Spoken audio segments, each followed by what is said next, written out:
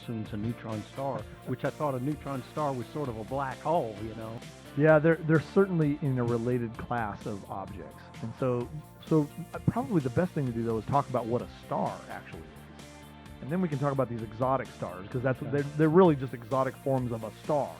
So if you think about a star, you think of the sun. It's like, well, I understand the sun; it's a big ball of fire. Well, actually, it's not, right? So the sun's not on fire. A lot of people have that misconception.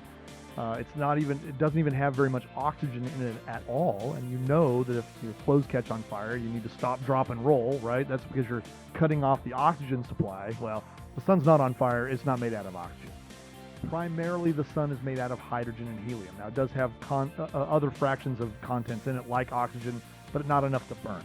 So the sun is a machine that generates a thermonuclear process in its core. That thermonuclear process, let's divide that word out. Thermo means hot, and nuclear means it refers to nuclear reactions. So there are nuclear reactions taking place at the center of our star that turn hydrogen into helium by this process called nucleosynthesis. So you're generating energy by taking two hydrogen atoms, shoving them together in a manner where they stick together at a nuclear level and become a helium nucleus. You actually lose a little bit of mass in that process, which is really unusual. But where does that mass go? Well, it goes into Einstein's other equation called E equals mc squared, one of his favorite poems, of mine at least. That's my favorite Einstein sonnet. The sonnet or the haiku, I'm not really sure. Anyway, E equals mc squared. So E means energy, m is mass, and c is the speed of light, which we know is a big number. Then you square that really big number, right? So if there's a little tiny bit of mass that disappears, when you take two hydrogens, collapse them together into one helium nucleus, where does that energy go? I'm sorry, where does that mass go? It goes into that Einsteinian equation as the m. It gets multiplied by the speed of light squared, which is a truly large number. And then what do you get out the other side on the other side of the equal sign? Well, you get a little respectable burst of energy. A little puff of energy comes out the other side, right? So mass is actually lost as it's converted into energy. That's why it doesn't violate the conservation of principle of conservation of mass or conservation of energy. It's just shifting from one form to the other. Right. Well, here's the thing: the sun converts more than 4 million tons of mass to energy per second. 4 million tons goes into the m side of that equation, then gets multiplied by the speed of light squared, which the speed of light is a ridiculously large number. Then you square it and you get an even bigger number. What comes out the other side of that equation? More energy than human beings have ever created in their entire existence, including all of the power plants and nuclear weapons, any kind of power source you can imagine ever generated by humanity. The sun generates far more than that in simply 1 second of that thermonuclear fusion process. So, okay, well, now you've generated all kinds of heat and energy. It sounds like an explosion. That should just rip this star apart. Well, it doesn't, because the sun is also extraordinarily massive. And so the mass of the sun is through its gravitational force, trying to squeeze that gas down into a single point. But yet these explosions in the core are trying to blow the star apart. So you have this, so what a star is, you have this situation where it's a balance of pressure trying to rip the star apart from the inside out, gravity trying to crush the star down into a singularity, and neither force winning. It sits there as a balance, and it does it for billions of years. So a star itself is an amazing machine. It's just on this cusp of a balance between gravity trying to squish it out of existence, pressure trying to blow it apart. Okay, so if that's what a star is, what happens when the fuel's all gone in the middle? So if you converted all your hydrogen to helium, or at least most of it, well, a star can get by converting heavier elements like helium into other things like carbon, and it can convert, as long as the star's big enough, it can convert materials all the way up to iron. And so it can synthesize these new things that we find on the periodic table all the way up to iron. But then once you get to iron, squeezing iron nuclei together into heavier elements does not produce energy. It actually begins to cost energy. And at that point, the star's a goner. So then what happens? Well, then gravity wins because the star can no longer produce heat that can cause the expanding out process. So the crushing in process is going to win. But it still has the mass. It still has the mass, exactly. So that's what causes the gravity to push in. So exactly. So all that mass is still there. Now, some of that mass has been lost to the universe in the form of radiation, energy streaming out, but there's still plenty of mass there, right? Now you have this star-sized object. And actually, the stars that can get this far are much more massive than the sun. They're more massive than the sun to start with by a factor of 8 or something like that. So those stars now have nothing restricting their gravity to collapse. And they crush down into smaller and smaller objects with all of that mass, which means the gravitational field around that object gets stronger and stronger and stronger. Because the closer you are to an object, the stronger the gravitational field is. And so as this tremendous mass gets into a smaller and smaller shape, or a smaller and smaller size, something has to stop that collapse, right? Well, there are various then laws that we find from the weird world of quantum mechanics that begin to stop this collapse. And the first of those is something called electron degenerate pressure, which from a layman's standpoint means you can't take two electrons and shove them together into the same exact place at the same exact time. And so since electrons just won't have it, then that resistive force begins to stop the collapse up to a certain mass level. And so there are many objects that are held in place, in check from collapsing, called white dwarfs, that are stopped by electron degenerate pressure. Okay, that's what's going to happen to our sun, by the way, someday. It'll form a white dwarf based on that process. If the star's more massive, though, even that electron degenerate pressure can be overcome. And so it actually will go past that level of quantum mechanics where you squeeze electrons out of existence entirely so that you can't have electron degenerate pressure anymore. In fact, the protons and electrons cease to exist and the whole thing turns into a soup of neutrons, neutrally charged particles. And you can squeeze those down a lot farther. So now you've gone past this barrier where you even have electrons and protons that normal mass is made out of. You only have a big ball of neutrons. And that thing squeezes down ever smaller, until another force of quantum mechanics called neutron degenerate pressure stops the expansion. And that's basically almost the same thing. You can't take two neutrons that have the same state, same position, same time, and shove them into the same location. So it resists that force. And that object then stopped by neutron degenerate pressure is a neutron star. Now what you have is you have something with the mass of, say, 4 or 5 suns squished down into a volume about the size of our city, Columbus, Georgia. So you could end up with a white dwarf, but then if it continues to collapse further, you end up with a neutron star. Correct. I see where you're going.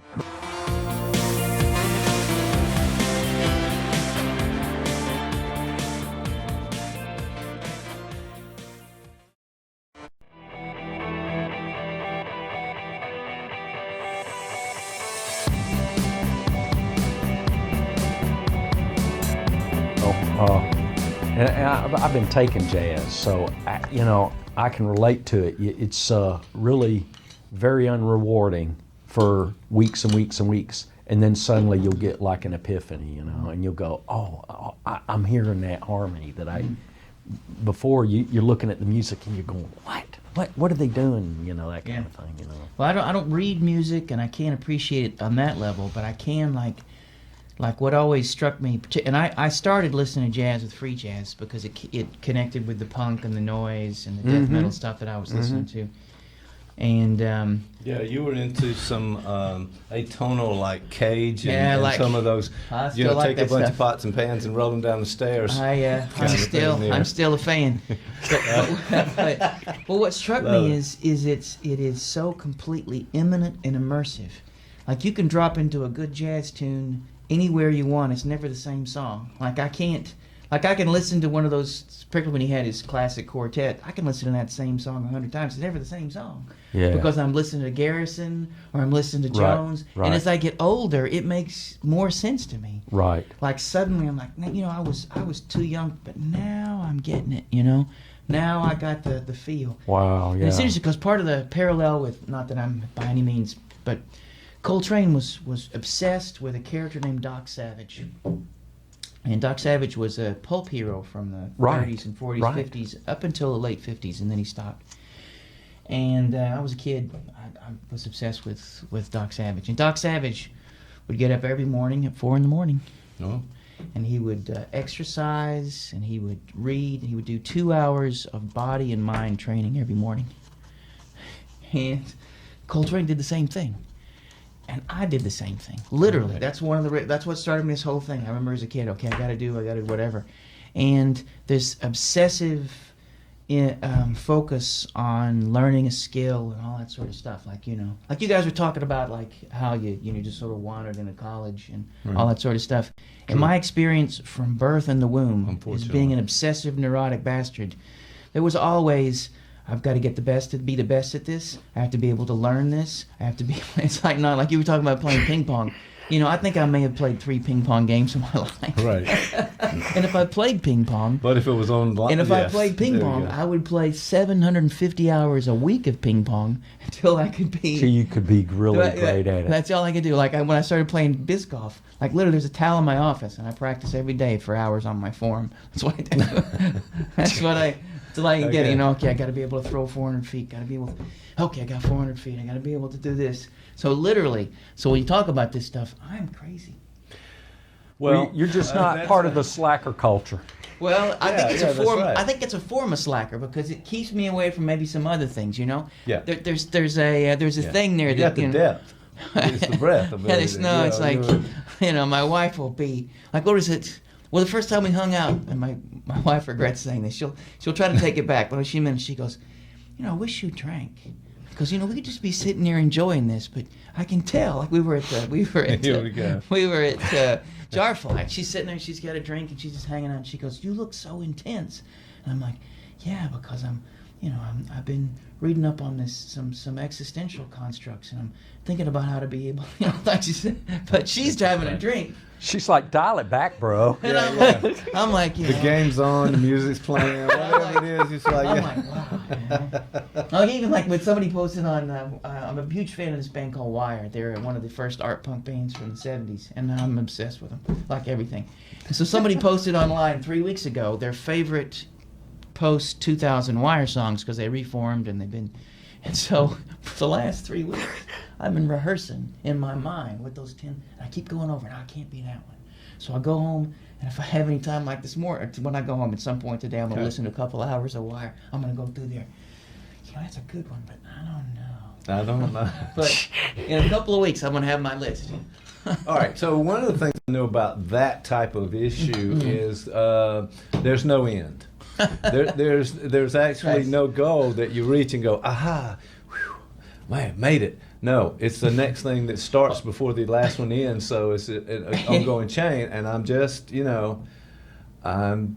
adding that thought to the conversation. Oh, I have a friend of mine. We went to school together, and she's a psychologist too. And she would say, I walk into a bookstore and I feel so overwhelmed that I'll never read those books. Right. And it really struck me because I walk into a bookstore and say, oh, thank God I'll never finish this. Because what would I do if I did? You know, That's it. That's why, the kind of you know, when I discovered Soulseek and I could steal any album, and you name the most obscure album ever made, and somebody on Soulseek has it because they're all obsessive bastards. And it's like I found the ocean. I'm like, man, I will never drink this. It will always be present for me in some form or fashion. And so, Well, about now, passion. okay? I'm fine with that because there's a lot of content. If we're making podcasts, I mean, we never run out. All right, so that's a good thing. And on the other hand, okay, relaxing, being comfortable, be in the moment, let it go. We talked about mindfulness. We talked about relaxation. We just got kind of get off the grid, get to a place where you're comfortable, and this moment is great. yeah, there's a concept of a lived moment. And again, I'm gonna obsess over the lived moment. I'm gonna I've think asked about you it from about this, every by the way, over a period of time. Yeah. the vertices of the lived moment. And you know, like I think there is a way to take the passion to there is there is a teaching embedded in Coltrane's music about how to exist and how to be present for the breath that you have, how to be present for the moment that you have no choice but to experience in some form or fashion. And you can bring that to bear on things. I mean, that's not I Sure. mean, it is, when I say being driven, that's certainly a thing that I Well, am. the but- problem I think is that you don't let yourself relax and be in that moment because something else kind of kicks back in that you've got to do. You're sort of searching, and there's always something more out there. But here's the thing, because I think that when you talk about the live moment, there's such a thing it's the imminent experience, and you guys may experience this with music, but I can have part of the reason I've never done drugs is because I don't have to. If I really listen, and I don't like, I have a music room at home. It's a little bigger than this room. It's bigger than this room. Okay. And we need to go to the studio then. Right there away. is a, and there's no it's just a stereo, and there are no chairs, because when I listen to music I move, and so I literally can enter this sort of dervish space. And as I get older, it's a little harder because the next day I feel like I've been hit by a truck. But I can be in that space. If Julie goes off to visit the in-laws and takes the kid, I can be in that space for 8-9 hours, and my mind is Right. blown. Like I Right. am literally, I am communing with God. I am in that space. And so with music, with the reading, if I don't know if you've probably had this experience where you've been literally floored by a sentence or a concept. Sure. And when it hits you, you have this moment of expansion, and like you just sort of set the thing down and you go, holy cow. And I assume that's what drugs are, because I've never drank or had a cup of coffee or done any mind-altering substance whatsoever. I'm basically Mormon. It's quite a Without the underwear. I mean, literally without the underwear, not just the fancy underwear, but no underwear at all. But Okay, that's too much information. And but I understand where you're going with that, because But, I think that's all right. So first of all, thank you for revealing some of the things. That I'm Some not of the- wearing A lot of underwear? us have questions, but it's not about the underwear. But a lot of things about. Okay, so yeah, 4:00 in the morning, you get time to yourself. You're exploring so many things. You're constantly reading and updating things, and you know, the shark in the ocean that never stops moving.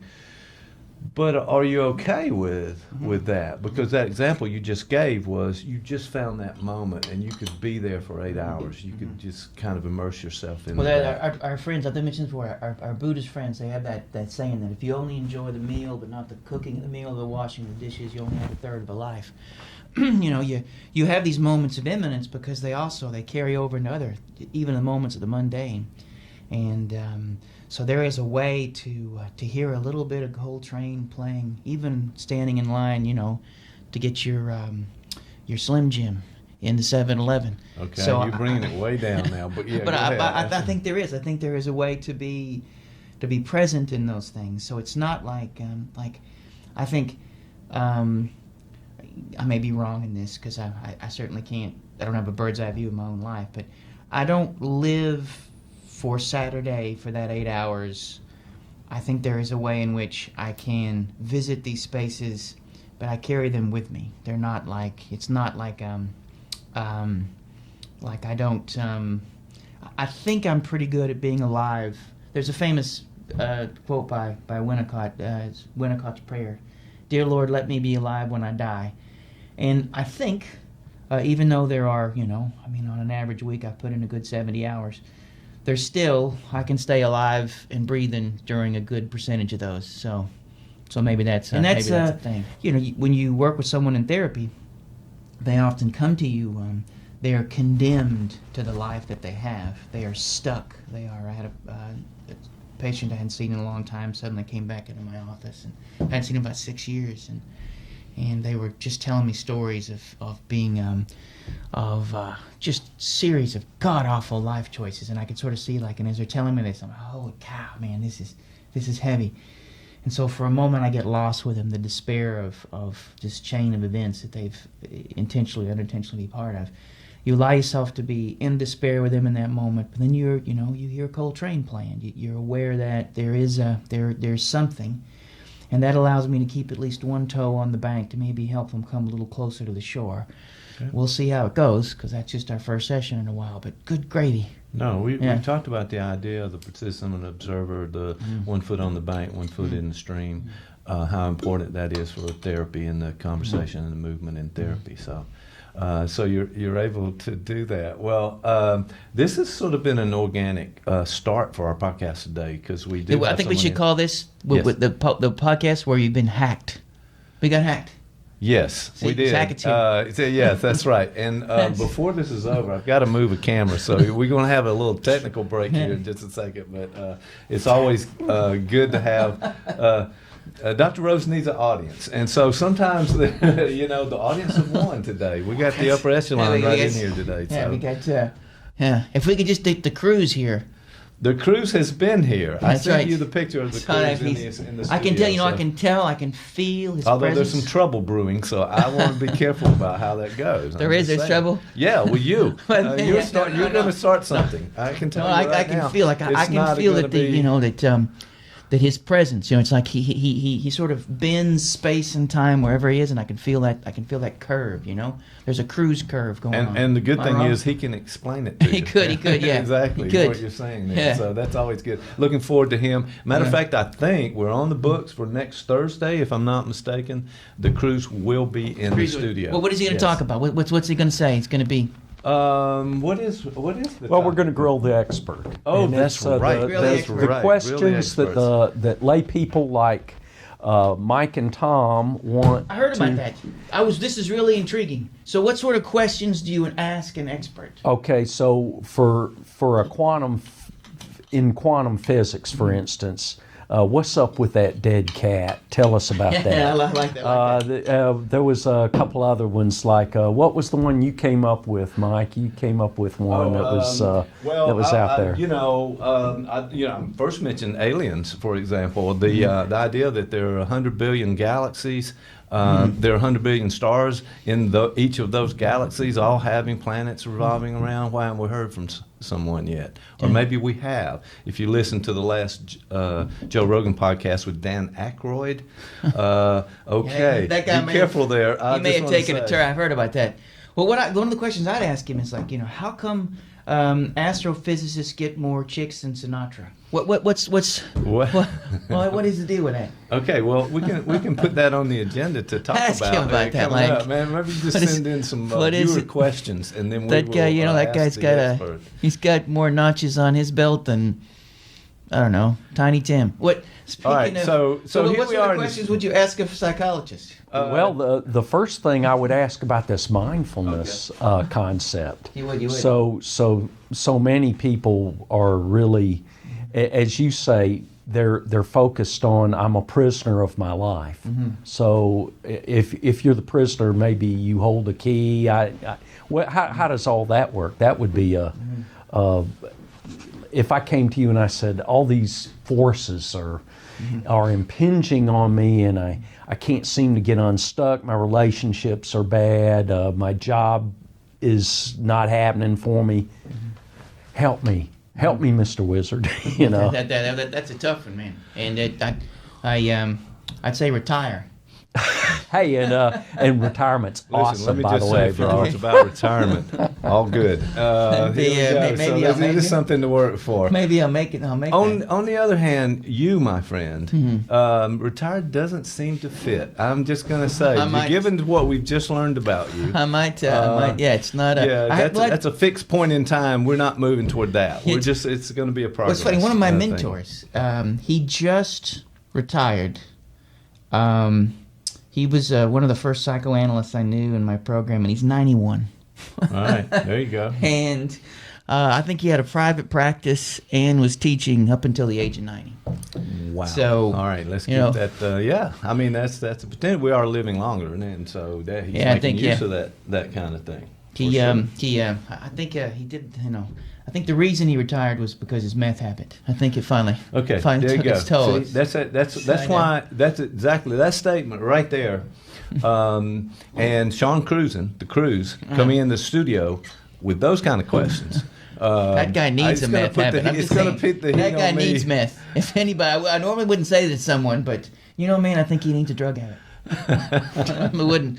All right, we are so off the rails today, but at the same time, like we said, it's organic. We're kind of moving towards something it is. here. Well, we talked about several different things. You want to kind of go on any of those topics that you Well, just brought I'm up? intrigued Because- by a couple of things because, you know, Hackett has the 5 questions for experts, and I felt that, you know, I don't think I qualify as an expert in any way, but I would at some point like to hear those 5 questions because I would like, you know, I just want to know, like, what would be, you know. Well, the first thing, Mike and I have to go to the panel of experts. We have the panel of experts that Panel of experts. Yeah. devises the questions for the experts. Is this the to grill chicken and them. biscuit place downstairs?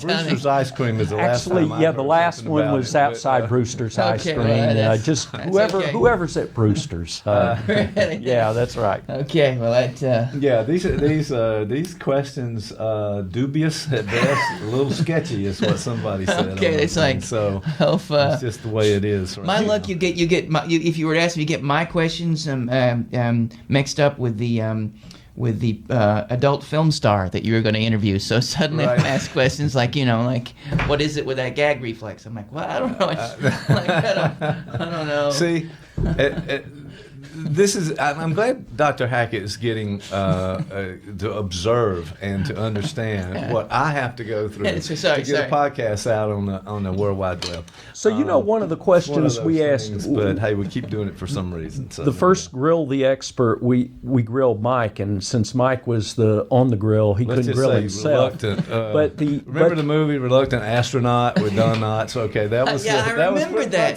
that was where I was at Yeah. as yeah, you Grill did a the movie with a Expert. talking fish. Remember that one? Please, But worst, one of the worst. But still, we like Don Knotts. The questions we did, or that the panel of experts came up with for Mike, revolved around the idea that, okay, we're in a new millennium. What are the what are the mental health issues in this millennium that may be different from previous times? And then second, we went to the idea of, okay, so what are strategies for dealing with those issues? So that's the kind of thing we came up with, but we had very specific questions, you know. Well, see, we talked about that. The idea that Yeah.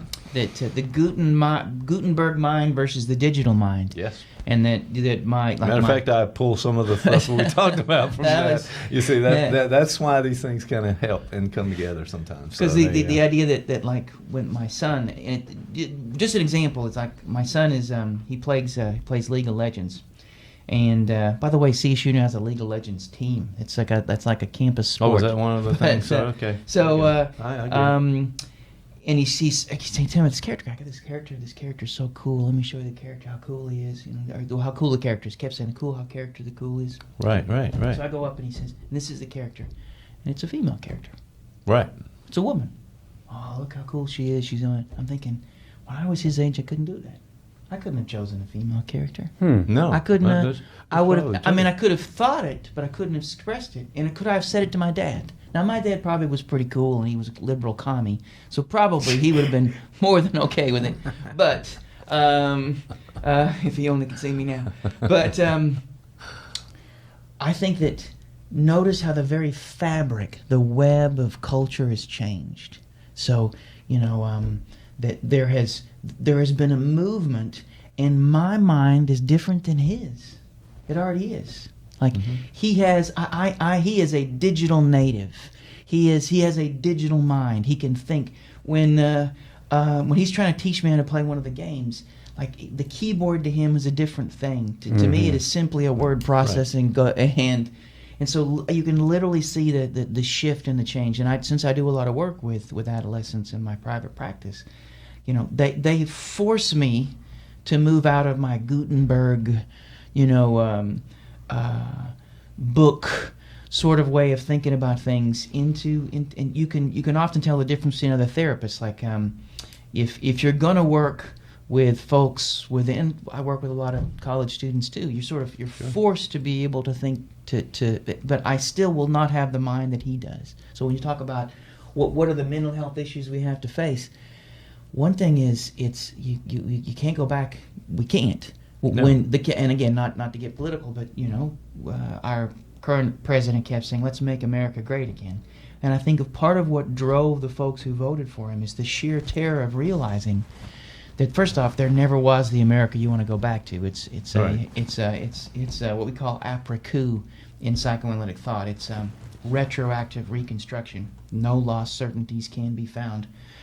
But by the sheer terror of the fact that we have been replaced, and we are slowly but surely being replaced.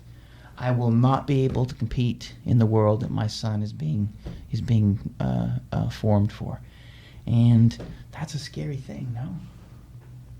I think so. And we talked about some of this with our podcast. We're talking about the coping skills and the way to sort of take a break from all of the chaos that is going on. And so, these basic counseling skills as well, where you have some empathy, you develop the ability to see it from another person's point of view, but also you're authentic. You're trying to be who you are, and I think that's the way we led off this conversation today. So it seems to permeate a lot of things that we talk about, and I'm down with that. But I think and you mentioned too, Dan, just to say that this is a progressive thing. It's what's before, it's during, it's after. It's a chain of events to be truly aware and in the moment, as we talked about so many times. And think about what you said there with the in the moment. You mentioned the mindfulness. I think at its core, and there's a philosopher named, I've mentioned him before, Slavoj Žižek.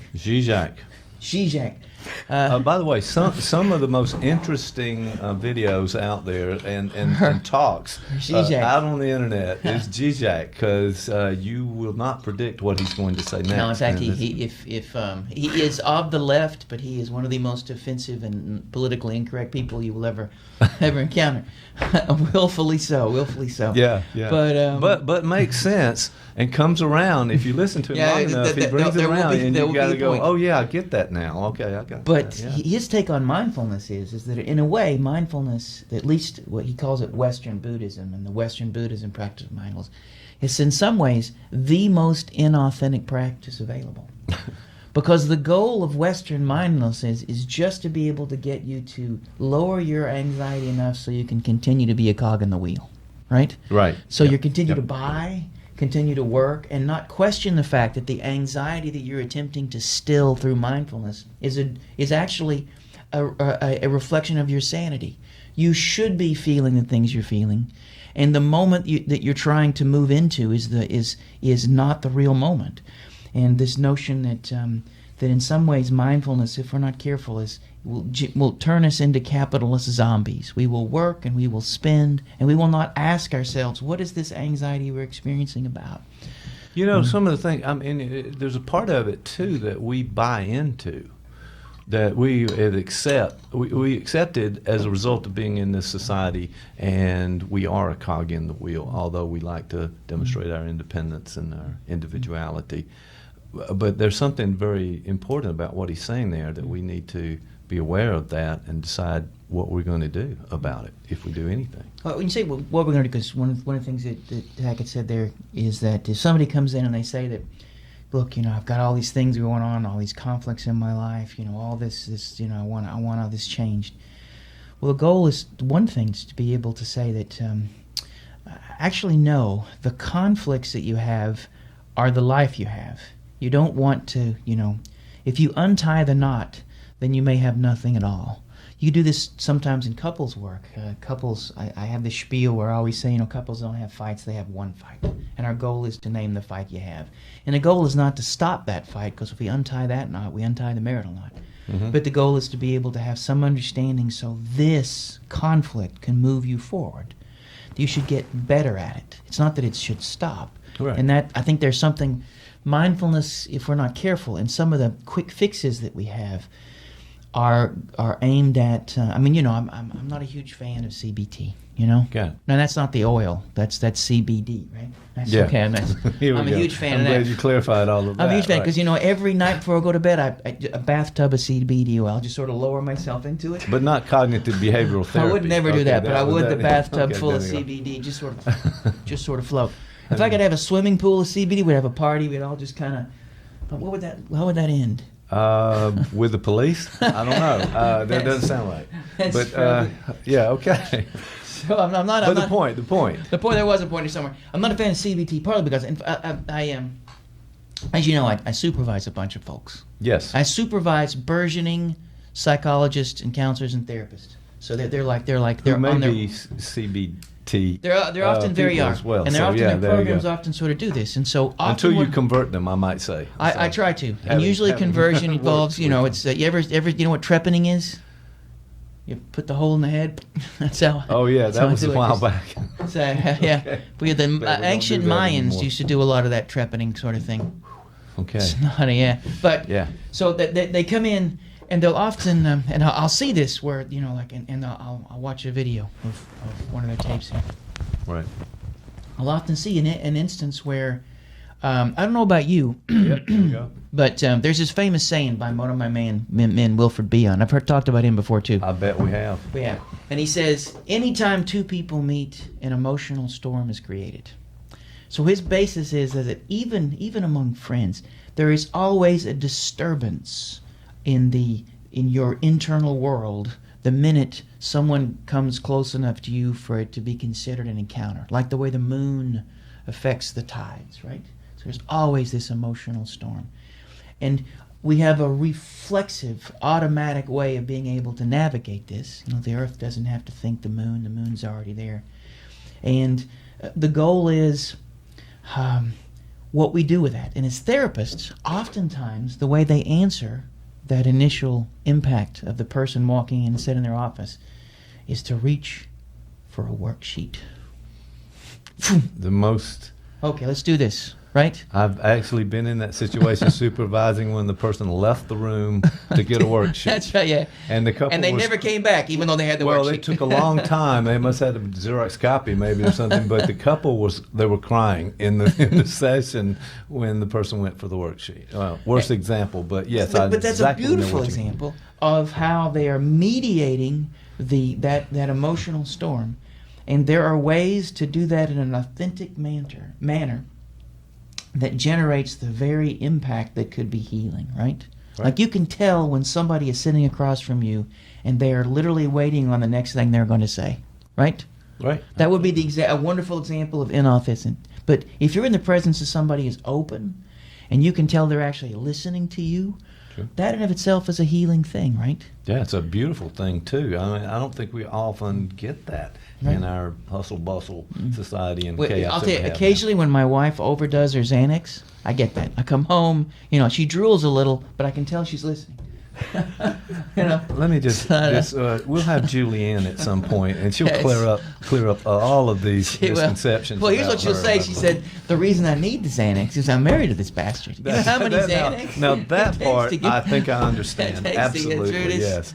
Well, you bring up some interesting ideas too, and I think sometimes the behaviorist, not only the cognitive behaviors, but the behaviors themselves, are really talking about how to end something, a bad behavior, how to That's right, how to yeah. stop something. So, not just lower anxiety, but get rid of anxiety. So we know that they're marching Well, in the wrong I direction. was trained. there, for sure. Nate Azrin, he was one of the, because I was into behaviorism. The reason I went to my program that I went to was Nate Azrin was there. And he's the guy who helped invent token economy. And this Got it. guy was like one of the foremost behaviorists on the planet. And I remember him giving a lecture and he's saying that anger is a bad thing. And that if you can have an anger-free life, it means you're healthy. And I remember thinking to myself, like, boy, that sounds kind of... But it is. It's all about that anger is sign that there's a behavior that you need to extinguish. Right. I mean, Or you need the, to, the whole regime, if you think about it, is from the learning perspectives, from the learning theories that we count, we somehow quantify, and we're marching down from 10 to 1 to 0, and Well, it happens all the time it's in interesting. psychotherapy. Here's the thing, though, because I was the graduate assistant for the program, and his main graduate assistant. I really think I broke him on this anger thing. I really think hanging out with me enough. I think he really, at some point, was like, you know, just my mere presence toward the end. Just, you know, he would. My question is that going to happen to me and Dr. Hackett? I think it's in here? already That's happened. what- Right oh, now, it's yeah. too late now. I can- Okay, there all we go. this suppressed rage, you're like, God. Like, after, you guys are going to start drinking after this. You're going to go down to, like, find, like, I don't know, Is the loft open Is at this there point? anything to drink around here now? Is my Kinda like, you question. know, So, kinda- yeah, well, it's kind of an interesting. Appleteenies. You guys look like guys who would really enjoy a good, like a bucket of I Appleteenies. think that's an insult. Yeah, we'd and we probably will just not. go down to pluck chicken and have a chicken sandwich. Okay, yeah, that will Okay, give you. that- All right, he's that would fighting- do it for us. Dr. Hackett's fighting back right now, so he He's- knows you're a vegan. So here Hey, we go. was that a shot across the That bow? was. It was That was a kinda meat get your- shot across the bow. get your Which, by the way, attention over I had a vegan slider last night at a local restaurant. Can we Okay. say the restaurant's name? Can we say the Jar Flies? You like that Jar Flies? Sure, you Have can. you been there? We've done things. It was actually quite- And it was- actually, we need sponsors for this Yeah, program. They so, should sponsor Beyond. It was a Beyond Burger slider. I really enjoyed that. You know what? They're small. How many? You know how many I had? 42. Yeah. No, that's not true. like- But see, I have to quickly call you on these things because if I let them stay just silence afterwards, the people go, "Oh, really? 42? That seems like a lot." No, none of that's real. Okay, I'm just saying. I'm Irish. All right. All right. So, what were we talking about? I think we were talking about authenticity, inauthenticity. We're talking about the idea of the lived moment. I think on some level, your question was saying, look, I've just heard a great deal about the behavior of this really obnoxious, obsessive bastard. Surely this must be hell. And you were trying to say, I think you were trying to do the intervention. You were trying to say, how do we get you to live in the moment, man? Like, you know, whatever. Well, I know. No, it was just a reflective. I wasn't trying to do any work on you. Okay, I've tried that before, and nothing's Say, happened. So anytime I just go saying. looking for a therapist, like they would be like, "No, man, I've already heard stories. No, I don't need this." No. I Yeah, do I can not. imagine the rest of the therapists in town. If you were to call for an appointment, I mean, They'd they be probably like- close their practice. Here, I don't they know just for like, here, sure, but they would hand me a hammer. Just hit me in the head with this a couple of times. Let's get this over with. But I'm fascinated about the topics that we talked about so far. I'm fascinated about you in certain ways. But this is not a necessarily podcast about Yeah. you, but you certainly have an influence on some things that we're talking about here. But yeah, and I don't think I was really trying to do an intervention, but I just want to know more. In other words, okay, if you do. And we talked about Malcolm Gladwell just the other day with if you want to be I an thought you were expert. going to go with Malcolm X, but Malcolm No, Gladwell. that's coming up on the That's good. schedule. But for the most part, 10,000 hours of practice if you want to be an Boom. expert. And somewhere ingrained in you is that if I'm interested in something, I'm gotta get- I going gotta get there. my 1,000. I've Yeah. got to start doing that. Well, it works like this, and this is I was really trying to get into. I decided at one point I was going to get into Beethoven, and I don't know if you ever go on the Pirates Bay. I assume it's still there because Soulseek. I got in trouble with a couple of lawyers, so I don't visit Pirates Bay anymore. Okay. That's a true story. All But, right, but, I went on the old Pirates Bay, and you Okay. could literally find they had compiled 62 different conductors with 62 different symphonies. It may not all have been different symphonies of each of Beethoven's symphonies. And so I stole it, and so I would spend I would Beethoven's first or second. I went through all of them, and I would listen to weeks on end of the same symphony just by the different. I would listen to it over and over Okay, again. hold on just a second. All right. I'm glad you put Yeah. that out there. Let's just take a It gets a worse. breath, It gets take worse. a policy.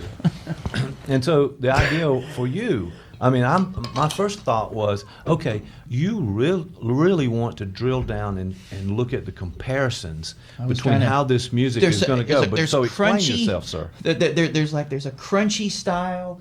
There were Mahler came along and added a bunch of stuff, and so there's the romantic interpretation of Beethoven's symphonies. There are all these different, and based on when the conductor was born, their influences. There was a return to what would be known as that's the crunchy style, the classic, like with classic instruments and pared down, all that sort of stuff. So all these sorts of stuff that you get. And in the meantime, I probably read every single Beethoven biography and study. There's even there's one book by a psychoanalyst on Beethoven. I read that twice. And so, in the midst of all this, so I'm going on and on. And my wife, at some point, she said, Let me just say, thank God for Julie in so many ways. she Okay, said, go ahead. if I have to hear one more, that's, To the moon. that is literally, can we hear some music with words? How about that? I said, well, I haven't gone to the ninth. That's got some vibrato. But I'm not Still going to make it. Beethoven, though. I'm not going to make it to the ninth. you You're know. not gonna make it. Your marriage is not gonna make it to the night. That's what she said. I can't, I can't. So, and my point of saying this is that I got a point, maybe just to show how Right. ridiculous I can be, I guess. But I know. the idea is that there is, like I said, there is a core, there is a depth, there is a way to, I don't have, like I can't read music, but even if you can't read music, people have come up with pictographs of Beethoven scores, and I've got those too, and I would occasionally try to look at them while I was listening to the music, so I'd have some sense of placement of instruments and his notions of tonality and his compositional choices. I'd attempted that too, but Yeah. Hey, can I interject something? If I were to interrupt that, you were going through that, or your wife Julie at the house would say, "Hey, honey, how about this?" Or, "Hey, Dan, what about the? Could you? Yeah, Could you respond to that? I do. Or say, "Hey, no, I'm Now, no these talking. would be times I'm when focused." when people are when in the morning when everybody's asleep, or Okay, I would all be. They would often be when I was doing something, or I had at that point I didn't have a music room at that point. Maybe I did. At some point in this, I did a music room. Okay, all right. so I I didn't would mean go down to there, take us but off yeah. on that, but That's his intervention. You're trying to see if this was taking the place of human interaction, if it was somehow impacting. Oh yeah, and also kind of being in that moment and being able to kind of move with with what's happening in that time frame. But what you're saying is that you set aside that time to Yes, just, indulge. and the Is idea it beh- an indulgence though? I mean, is Well, it this? It goes back. We talked about Doc Savage. I don't know if that was on the thing, but the idea behind it is that it's like lifting weights. So it's like an aesthetic lifting of weights. It's like a way of placing something, a burden in your path that you can grow from in a way. And so even if I were listening to those Beethoven things, I would still think about how do they connect with whatever philosophical discourse I might be engaged Okay, in, or okay. how does it connect with the work that I do? And Oh, yeah. that's why I think when I discovered some of the books where they were sort of talking about how there's a mysterious letter that Beethoven wrote that some people considered a suicide note that he never actually did. But and if I remember correctly, he scratched out, or he just you didn't have. I think at some point, maybe I'm wrong about this, he could no longer write his father's name. And so there would be blank spaces where he would write his father because he was so, his father wanted him to be the next Mozart. And so he was literally tortured to play the piano, to play it till his fingers bleed. He was like 4, 5, 6 years old. He was, humiliated. And, Wow. Okay, and he wow. was no Mozart. He wasn't natural prodigy. I mean, he obviously was Beethoven, so he had some stuff. But Right. Sure. and so you can see tangled up in the music this a cry for connection. It's also, oddly enough, one of his letters where he's sitting at the salon and he and his friends are talking about women's butts. Yes. That's the thing. It's like, apparently I guess that's always been a thing. But I'm not making that up. That's a real Okay, thing. yeah, That sounds like something I would make up, but it's not made up. Tom or I are not going to answer and respond to any of that. But okay, But it is, go. yeah, it's- So they were doing that. Yeah, but- he was really sort of talking, but you can see in the letters that we have left that you can see his humanity sort of seep through and all that sort of stuff. And so there are ways to be able to look into these things and know something more about the human condition than you did before you jumped in. It occurred to me that a lot of this, what could be considered obsessive compulsive type responding and living, if you will, always ties back into what you're doing in your work and trying to help someone else in the therapy process, or trying to broaden your own view of things and gain more information. Finally with get the that. respect I deserve. Right. Well, One of that's the an iffy situation in any case. But one, yes, sir. one of the things that occurs to me as I listen to all this, there's so many things that it's really thought provoking. But this whole idea are these behaviors obsessive compulsive, or is this more like what Jack Kerouac would refer to as being mad for life, passionate? Oh, yeah, In other yeah. words, Oh, yeah. his a idea, good reframe right there, and I'm he paraphrasing. got but- you out of trouble, right? but what there. Kerouac said in On the Road is he wanted to be a member of that group, that tribe that was mad for life, mad for talk, mad for living, mad for experience. And by being mad, he meant the whole idea of passion, so that he and Neil Cassidy got in the car, went on the road, and saw America and lived America. And in fact, the whole 60s thing is really engendered out of the whole Kerouac kind of trip, you know.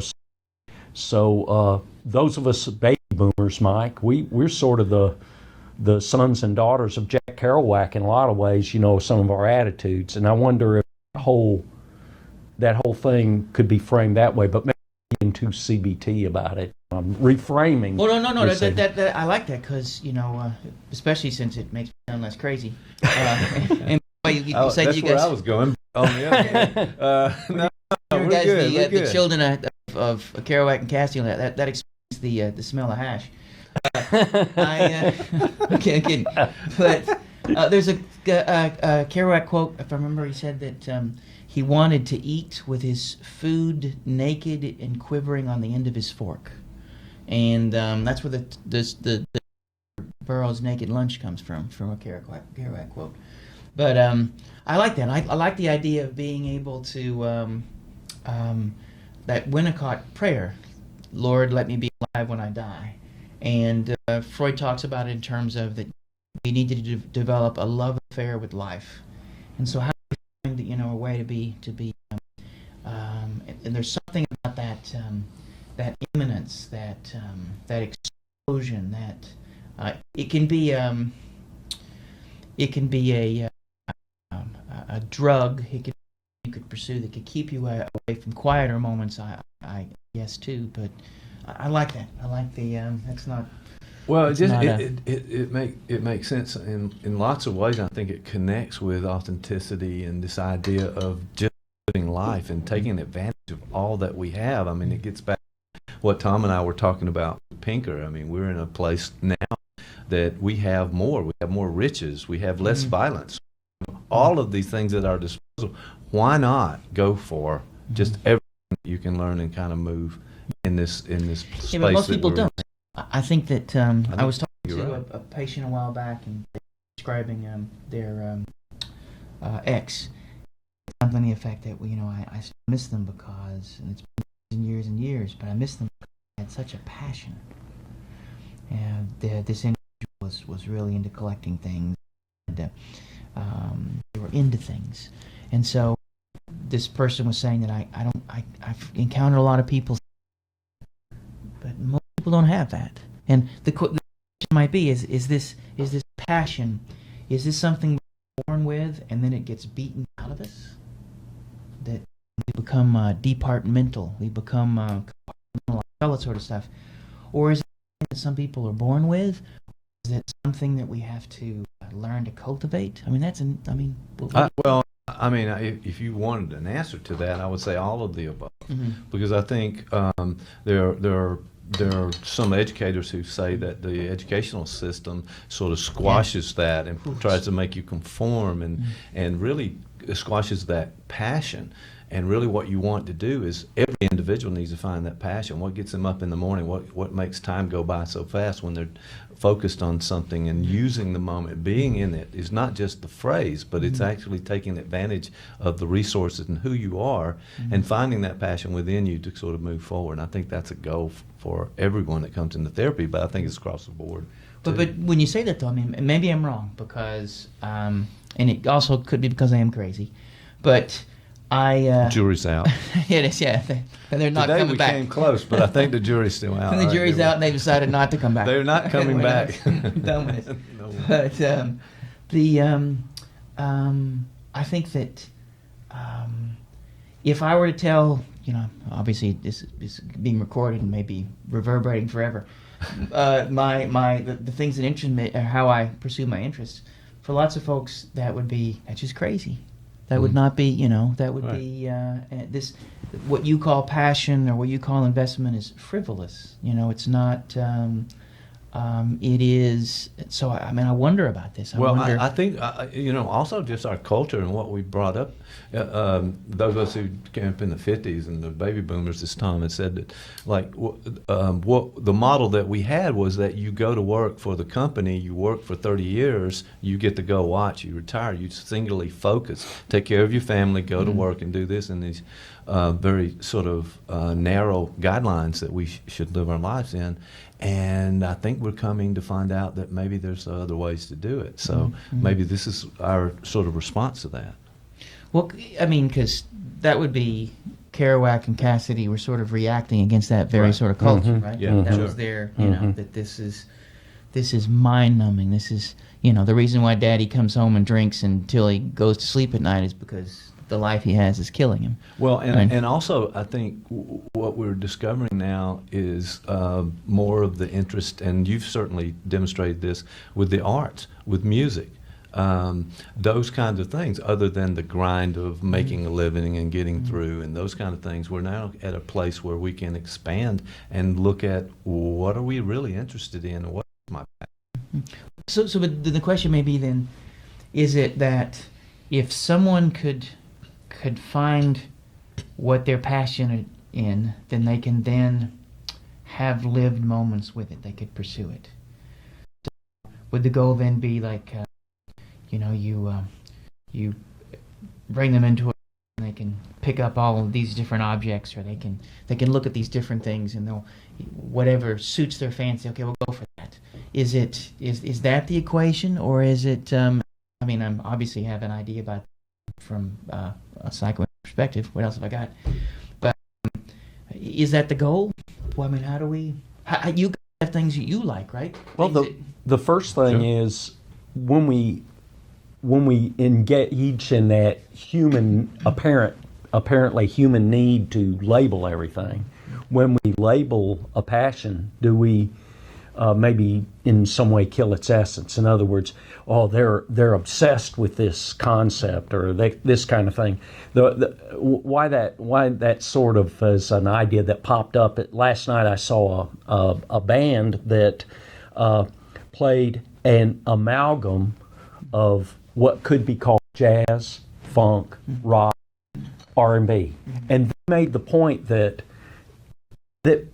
people need to call it by some name. But what I saw was just a bunch of guys blowing and playing music, I mean, they were just going. And so sometimes when we say, okay, this passion, well, that's really over the top. Well, what makes it over the top? And it has an essence. Do we kill it trying to encompass it with some kind of label, some kind of walls around it? There are just so many ways that I think the culture and the society we put together tends to reject that. And so they're always looking for judgment, right or wrong. This is not good, this is good, this is a category. Let's put things in pigeonholes. Let's make a label. And now with our current society, and not to be political, but we're in these tribes, we're in the camps. And so now it's either or. So it becomes a 0 or 1. It becomes one or the other, as opposed to being those things that we can develop unique, because everybody's special. Well, there's some truth to that. So I don't know. I like this discussion where we're kind of saying if you call it something, then it suddenly puts some boundaries on it. And we talked about that a little bit last week as well. And there's a saying by Lacan. He says that the word is the murder of the thing. He also has a statement that we're the only animal tortured by language. And so, Oh, that's great. Yeah. I love that one. And you can see that there's a benefit of this, but and there's another famous that, if we're not, either we use language or language uses us, and usually it's language uses us. The naming is often a way, right? That there's something dangerous about passion. There's something dangerous about getting lost in something. We talked last time about the notion of between assimilation and accommodation. Right. To grow a mind. I mean, if you, like, when I think of some of my favorite music my albums, and I didn't like them at first, right? Like, oh, this is crap. And then suddenly, somewhere down the line, I'm Right. like, how have I lived without this? Right. I'm not the same person that started this journey with this piece of music. I'm different now. And I think there's something dangerous and scary about that. We might want to merge things, because we talked about that last time, about the tyranny of automaticity, that the goal of our nervous system is to render as much automatic as possible, because that is the easiest way to pass our genes on from an evolutionary biological perspective. Automaticity, a certain level of it, is really important. You know, we don't want to think. We may not want to feel. Because it's like climbing a rock wall. It's adventurous. You said something, and it really resonated with me about when two people meet and interact, that there is a disturbance, and that often we work to mitigate that disturbance. In my case, a lot of times I have a tendency to go to the I'm introspective, I'm shy, so I just rather remove myself from the situation. But really, what you're removing yourself from by trying to encompass it with CBT or fight or flight, or those kinds of things, what you're really doing is avoiding an adventure. Right. Right. So- And a potentially dangerous one. Right. Because the person across from you could disturb you in ways that you can't get undisturbed. Right. And, like, and I think that any adventure, there is the potential for calamity, or it wouldn't be an adventure, right? Right. Yep. A roller coaster ride is the exact opposite of an adventure, right? Because it is a canned experience that has the faux Okay. risk connected to it. Yeah, I'm just saying that's not what the average person goes to a roller coaster. They're looking for they think that's it. If I want to but a real adventure, you could get hurt. Well, There could be caution tape, police tape at some point circling the place where you were. If you're not right, That's right. it is. All right. Well, I was thinking that life really requires courage, and you have to take those adventures out there, and you have to look and find your passion. You have to figure out what you're willing to do, and examine life, the unexamined life, for example.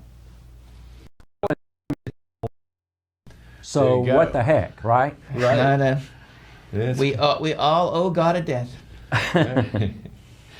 All right. This conversation was an adventure. It was. So I was disturbed. I'm gonna just say, I was there's disturbed. probably a lot of people that watch this who are going to be disturbed too. We want to Yeah. apologize in advance for all the things that just happened here. Well, that was good. So can we summarize with a couple of things, or is it just too much? Well, for I'm us to do it? crazy. And we don't want to put the word on it because it interferes with it. But I'd let that go. You know, I didn't respond to what you just said. Okay, go ahead. Well, so what do you think? Could we summarize it that this is about, Freud says that the goal of life is to be as best that we can at working, loving, and playing. Yes. And I think we focused a little on playing today when we talk about some of the arts and music and whatnot. But, it's important that all three of them, we don't want to place it. They're all equally important. So maybe the goal is how to be able to realize the dangers, potential dangers, and gains of having a lived life. Maybe. All right. I'm good with that. Well, it's been a special day, so I have to say this has been a lot of fun. We got hacked. we got hacked because Dr. Hackett is in the building, and I appreciate this, Tom. I appreciate you stopping by and being a and I part want of to our- do those questions. I want those. We're five doing it. questions. I want those 5 questions. I want. They got to be some uncomfortable questions too. Maybe like. Is that the? You know, Because we want you thoroughly disturbed I want- for Grill the Expert. Ask me, have I ever found my grandmother attractive? Listen, if we didn't talk about it today, I don't know if we're going to have a breakthrough with these 5 questions. I think we got a lot out today for something, and See. I don't know what just happened. That was my phrase. What just happened? I didn't deliver the punchline of that joke because it's really inappropriate. Yes. But All right, we're It was gonna funny. we're gonna end on that note. Thanks for watching. Hey guys, come back. Let's do this again. Talk to you next time.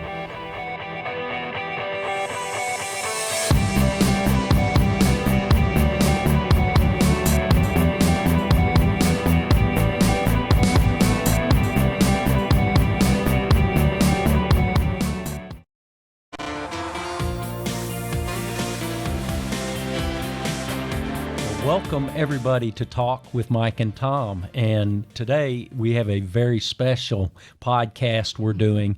We're including Mike, although Mike's producing, so he'll be off screen largely, but you may hear him chime in occasionally. Well, we're delighted to have Elaine Clayton. She's a noted artist and writer, and she does some other things too. We'll be talking about those in a minute. Well, welcome, Elaine. Thank you for having me. I love it. So- I'm happy to be here. So you're living in Atlanta now. You were working am. out of the Connecticut area and out of New Yeah. York for a while. Sort of tri-state area. I was in the New York City area for a very long time. Yeah. For that Boston. Yeah, little blip of time when I was first starting out doing children's books. I was in Boston. Yeah. And mostly all of the publishing industry is in New York City, so you can live anywhere, but it really pulled me to be there more. So I just ended up gravitating to that area. So I'd love to talk about the Boston time. The first I realized you had gone to art school and you were starting to sell paintings, and then next thing I know, you have a book in USA Today. Can you tell us how all that happened? Well, it wasn't easy.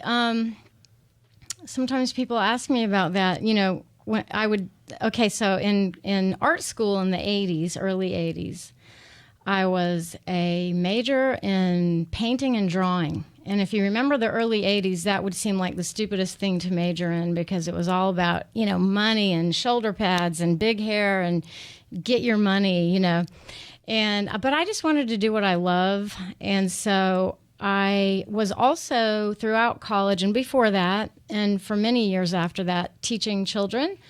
And I decided that I was either going to do, besides just painting and drawing, fine art, I wanted to do some form of editorial art. And I was really in love with Linda Berry, some of those cartoons, that not cartoons really, but you might have thought of them that way, graphic novel stuff that now we see as and new back in the early 80s. And so I figured that I might be better doing children's books, but I really kind of had both I wanted to do. And so out of teaching children, I had a real passion for doing children's books. And I would take my little portfolio from Atlanta, where I was living, to New York City. And back then, you could go to New York City with your little portfolio. And believe me, it was like going to Oz, It was pretty intimidating. And so I would meet with editors and art directors, and I just felt like maybe you feel this way sometimes when you're in your early 20s, or maybe it was starving artist kind of determination, but I think at that point I would have rather died than not get published. I was going to make that happen. But at the time, it took a long time. I would sort of get the pat on the head if I told someone I want to do children's books. They would say, oh, that's a nice dream or whatever. And I would started to say I am doing children's books because I was writing stuff and sending it out. And I was really easily embarrassed because I remember actually getting I think it was Green Tiger Press in California. I got a letter from an editor, and she had all these sort of criticisms, and I just hid in the corner and didn't do anything.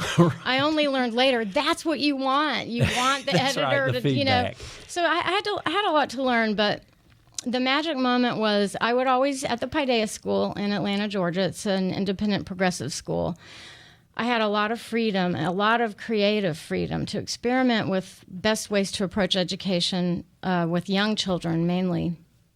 And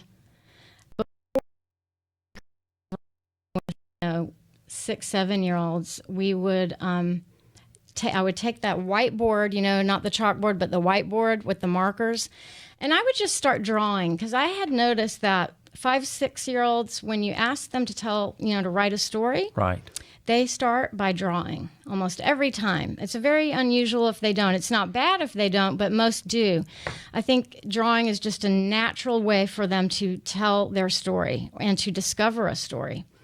So I would start drawing a story, and it was, after lunch and the sun was coming in, and it was, that kind of beautiful early afternoon. And one time, a little girl in the group said, "You are not erasing this story," because of course I would erase it when it was finished. And she said, "You are putting this on paper." And I thought, you know what? I'm asking them to do this kind of thing, so I will also. And then I'll send it off to see if it can get published. You know, they have to go through these. They have to have teachers check their work and all that. So why don't I try that?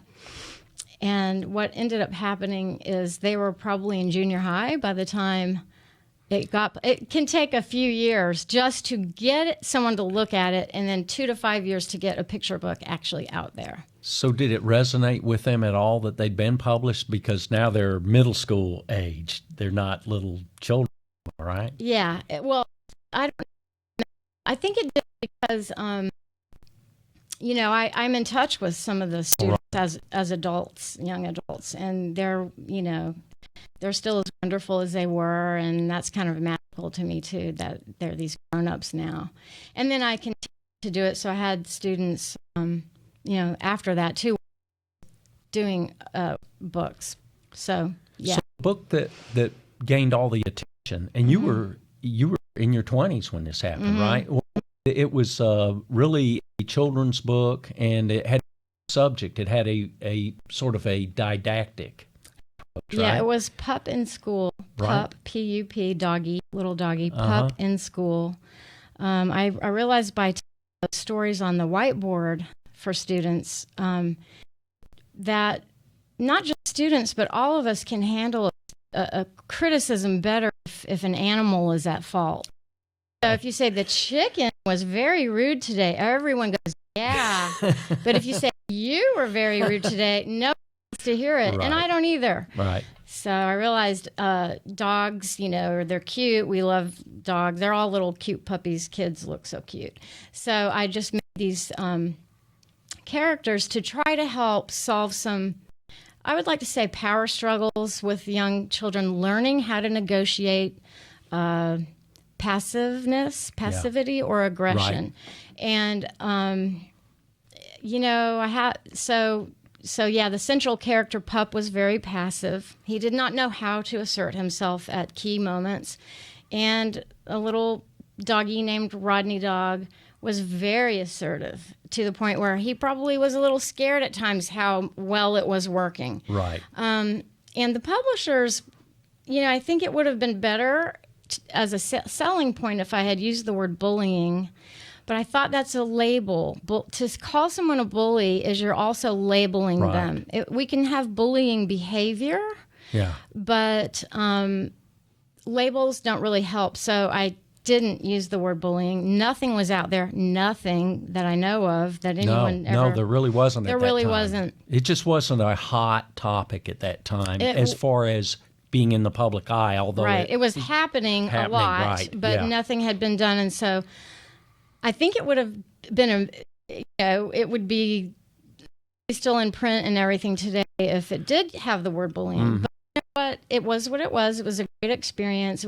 I love the book. I think I know teachers who still read it every day, first day of school, little intro for kids, you know, and kids as young as 2, it really was for 2 to 6 year olds.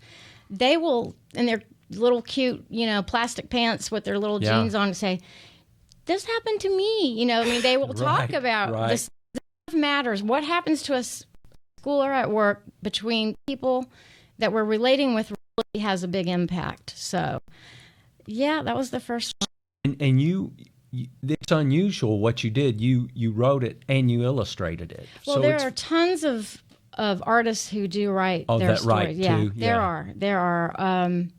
And I don't know that, honestly, that being a picture book artist was really my calling. I think I would have needed to stay in it for much longer. After, I don't know how many, maybe 5. Yeah. A publisher at Clarion said, who knew me and knew all this other spiritual stuff that I love, she said, why don't you do a book about your real work? Right. And I thought, you know what? I really should. But everything has, I think of divine timing. I think there's a time for everything. And after she said that, and then after my kids, who were pretty young by now, by then, Yeah. I was able to sort of welcome another era of taking all these sketchbook journals and dream journals that I had kept, recording spiritual reflections and messages and drawings since I was 18, probably 17 or 18. I didn't know what all the art was for either, all this painting and stuff. I was able to finally start focusing on that. So my career sort of segued a little. Yeah, you were getting calls to collaborate with other people and do the illustrations for their books I too. have. Yeah. I've illustrated for many other authors, not for picture books, but for chapter books and YA novels. That's young adult novels. I've illustrated for Jane Smiley, who's a Pulitzer Prize winning author. Awesome, Jane Smiley. Right. Yeah, she had a series.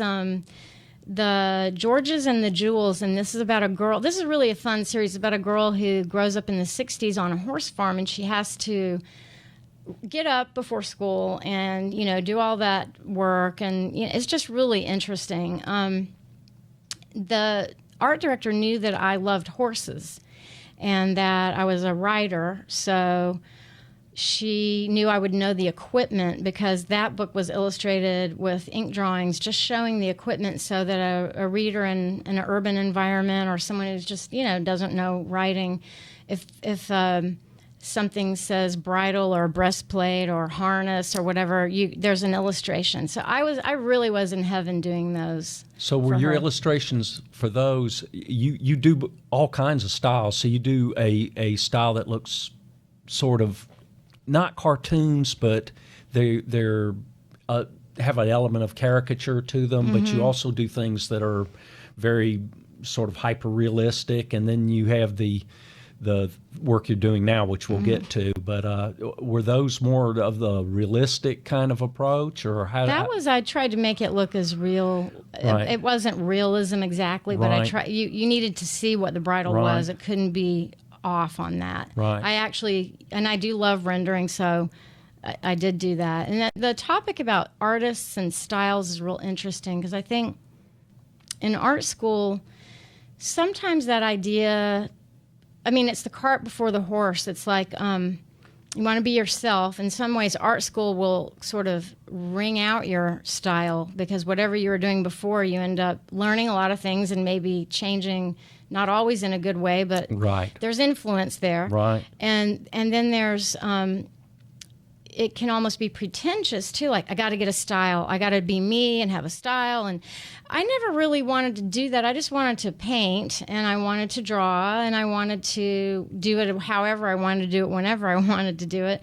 So I love to paint people. I love to do life studies. Yeah. I love to do, there are just a lot of different approaches. But as I've gotten older, my paintings are still figurative, but I would say I've developed a sense of style by just, I guess, experience and time. Right. I don't know if I have a look or not, and I don't know if I care. I just want to do the work that I love. But I have noticed that both the abstract work and the figurative work, as far as paintings that I do, not editorial art, but the paintings that I do, they're developing, and they're telling me what they want to be. So that's kind of interesting.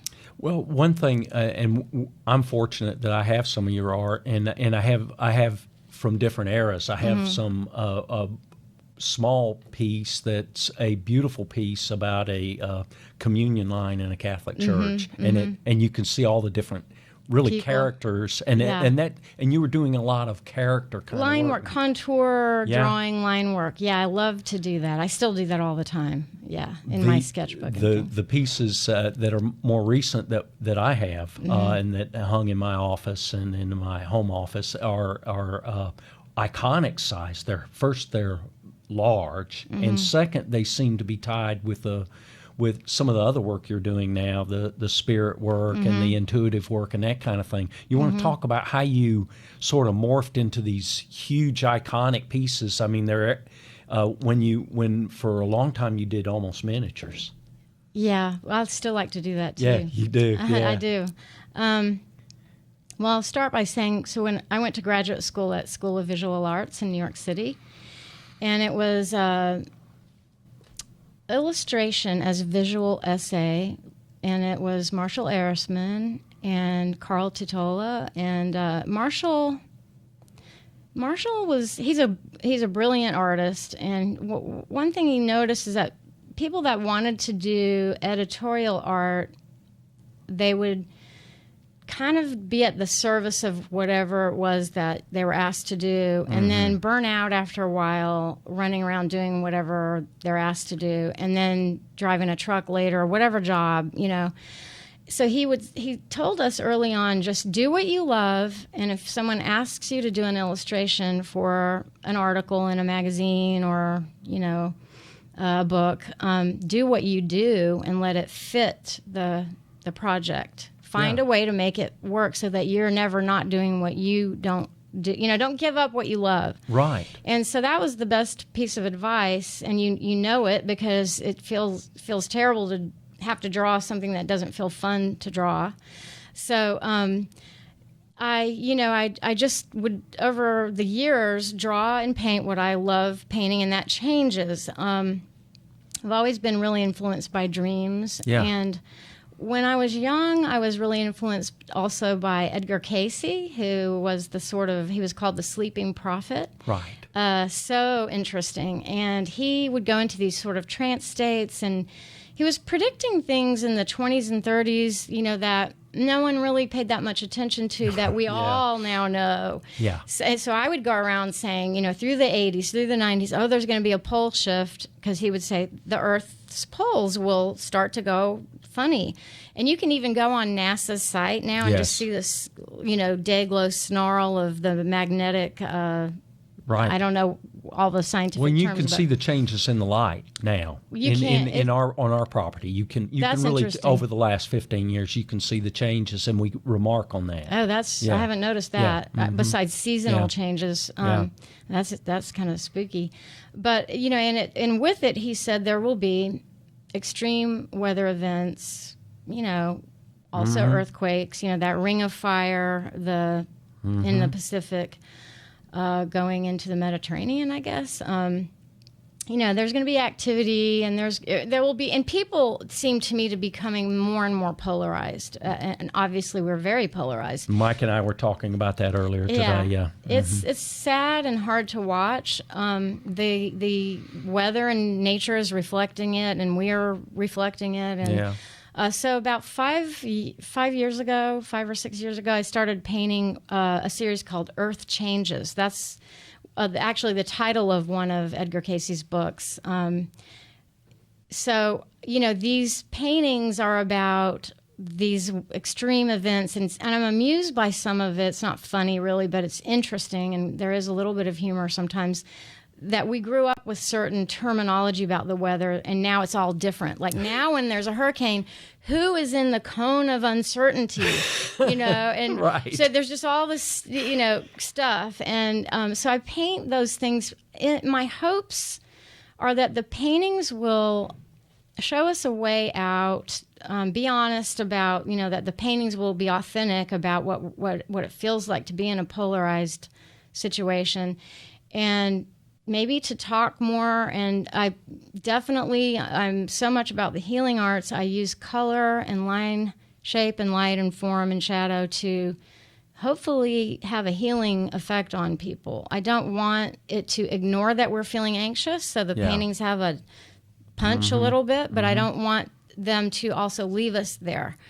There are areas, one woman at one of the shows, she actually was tearful, and she said she was looking at the painting, this one painting, I don't remember which one it was, and she said, there's always a way out. There's always a way out. Oh, that's interesting. Yeah, that's how, you know, moving through the visual landscape, she could find places where there were openings, and, you know, and that meant a lot to me, because you want your art to mean something to people. Right. And so that has been a really enriching project. I've started doing some other things now too, though, that are more. I was doing this sort of theme of Eve in the garden, I had this idea of my own midrash about dreams and who would have been who had the first dream, what human being had the first dream.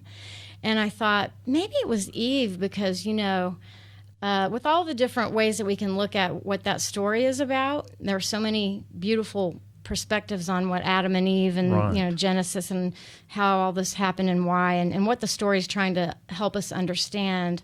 The rabbi that I really was impressed by looked at it as puberty. It's about puberty. At one point, you weren't ashamed. You could be naked. You were running around, little kid, doesn't matter. All of a sudden, you have some responsibility. You're a little bit embarrassed with your body, and there's some pain. And so sometimes that tree of life that they're standing under with the fruit is considered the tree of knowledge, because it's a time to learn. Yeah. And we weren't that aware of that when we were younger. So that's one way that I really look at it. But still, I thought if it was a cataclysmic sort of realization for Eve and Adam, then maybe she had a dream, and maybe the dream, she longed for paradise. Right. Just the way we do. Right. Usually young adults kind of love to reminisce about, remember what we loved when we were 7 years old and how we did this and we did that. And, so I think that we do that. Yeah. And so that's a lot of sort of ethereal, natural, floral kind of stuff that I'm painting. Yeah. This is Talk with Mike and Tom, and I'm Tom Hackett. I'm here with artist and author Elaine Clayton, and we're also going to be talking with her about some of the other work she's doing in the areas of healing and intuitive work. We're located downtown Columbus on First Avenue in the Rothschild Building, CMG Studios. Elaine, just delighted to hear about how you came to do those large iconic pieces. Also, I know that some of the other things you're doing, and incidentally, all this is on Illuminara.com. Well, it's actually ElaineClayton.com. ElaineClayton.com. That's your website. It gets hacked now and then, so just if you find that, I am on it. Yeah, so her website, ElaineClayton.com, and you will be able to see first the current art she is doing, and also some of the other areas she's working in.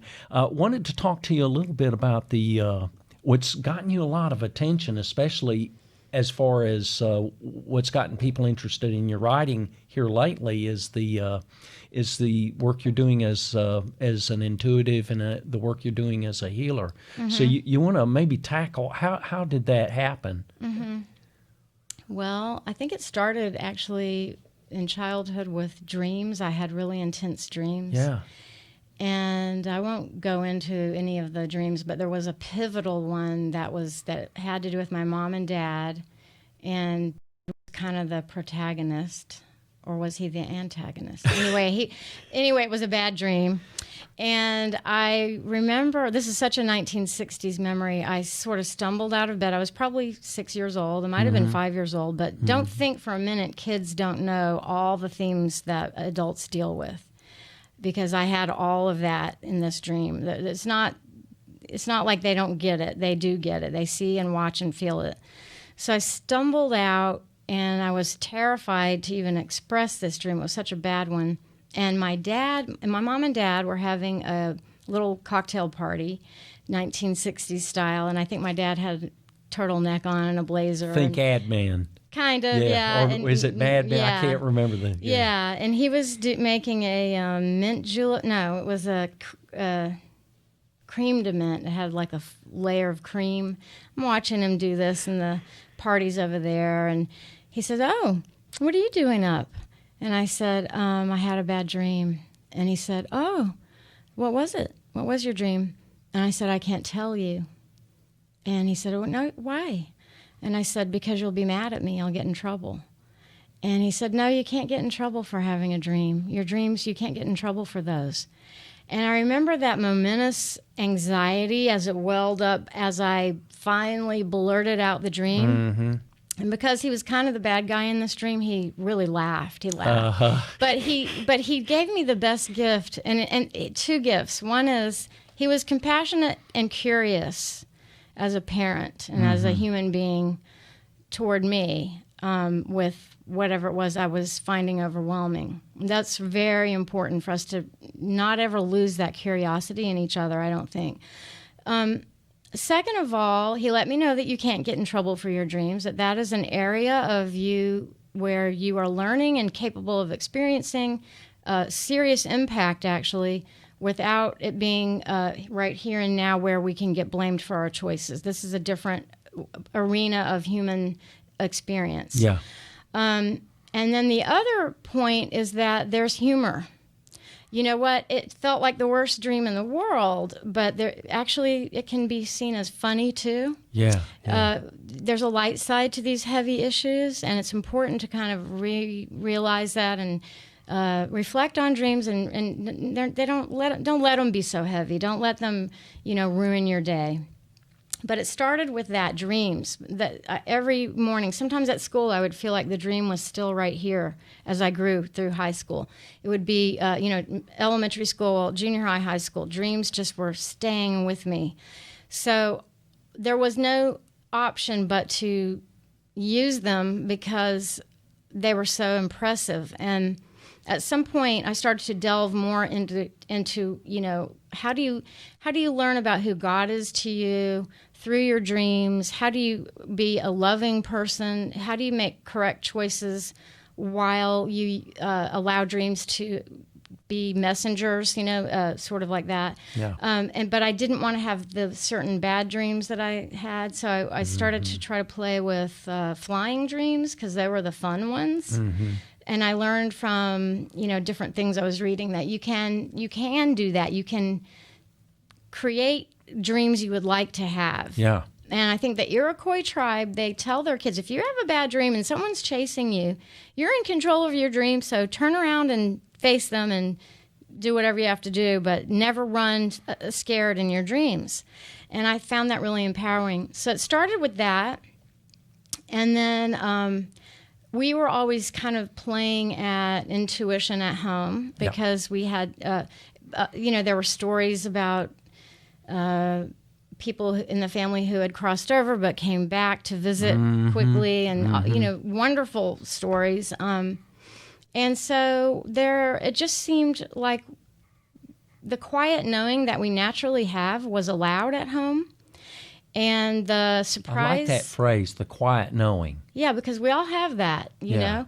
And if you have a place at home where you're able to freely admire it, talk about it, wonder at it, marvel at it. It happened just yesterday. There was somebody I hadn't thought of in months, and for some random reason had thought of yesterday, just a blip of time, and I spent a few moments on it, and then I get a text from that person.